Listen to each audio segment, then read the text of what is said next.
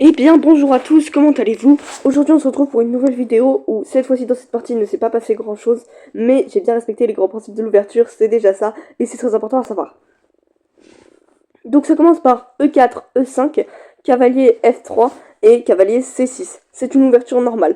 Bon j'aurais pu, c'est l'ouverture, j'aurais pu jouer évidemment fou en C4 pour faire l'italienne, mais j'ai préféré sortir mon deuxième cavalier. Ici, il pousse son pion pour préparer le petit roc, mais bon, c'est pas super. Et là, on pousse le fou.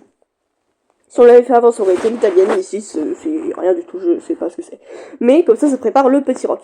Moi, je fais petit roc le plus tôt possible pour m'éviter des échecs. Et lui, je crois que là, il essaye de se créer une bonne structure de pion et défendre le sien. Nous, on pousse le pion pour préparer la poussée du fou. Ici, il avance son pion. Attaqué 2 fois et défendu seulement une seule fois, donc je peux le prendre, d'ailleurs attaqué 3 fois, je peux le prendre tranquillement. Il vient m'attaquer, mais moi je mange son cavalier, il me remange, ça crée une mauvaise structure de pion, et comme ça au moins j'ai gagné un point avec un pion. Et je mange le pion qui était donc en prise. Il avance sa dame, moi je défends mon cavalier avec mon fou, il attaque mon fou, et moi là je trouve le seul coup valable. Le seul coup valable c'était cavalier G6. Pourquoi? Parce que maintenant ça attaque la dame, donc il est obligé de bouger sa dame, ou alors de manger mon fou, sauf que s'il mange mon fou, et ben je mange la tour, donc j'aurais quand même gagné du matériel. Ici, lui aussi trouve le... Excusez-moi. Lui aussi trouve le seul coup valable, fou en G4 pour attaquer ma dame. Mais moi je remarque que si je mange, je gagne 3 points. Il mange ma dame, là où il a fait plus 6, mais là je remange sa dame, ça fait plus 3. Et ici, comme ça, s'il mange mon fou, je mange la tour, et au final j'ai quand même gagné du matériel.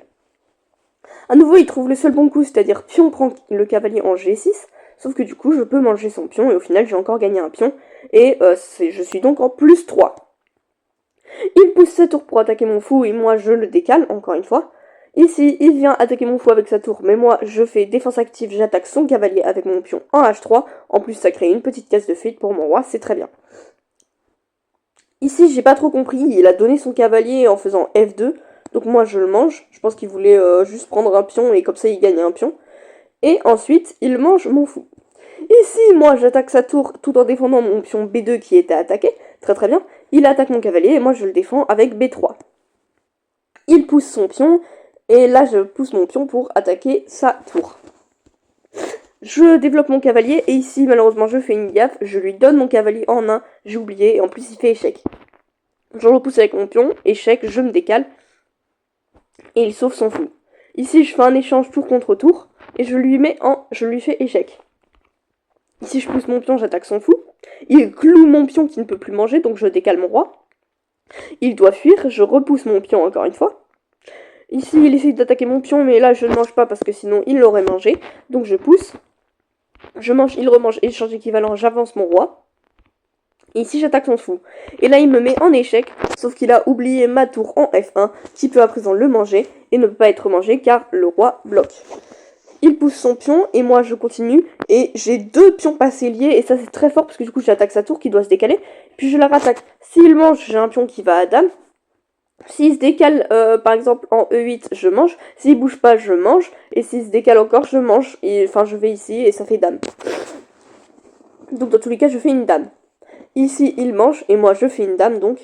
Ici, il me met en échec, il essaye de prendre le patte, mais moi, je m'en fiche, je mange, il remange.